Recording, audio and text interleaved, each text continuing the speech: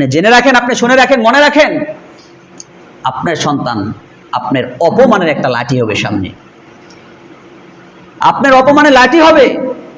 আপনি বাড়ি থেকে বের হবেন যে অমুকের সন্তান এটা, আপনার সন্তান বাইরে থেকে বের হবে, মানুষ আঙ্গুল দিয়ে দেখাবে অমুকের সন্তান, সে শাসন করে না সন্তানকে। এই জন্য সন্তান একেবারে মাথায় উঠানো যাবে না। সন্তানকে আদরও করতে হবে, শাসনও করতে হবে। তবে 12 নম্বর হক হলো যে শাসনের মাত্রা এত বেশি হওয়া যাবে না, এত বেশি হওয়া যাবে না।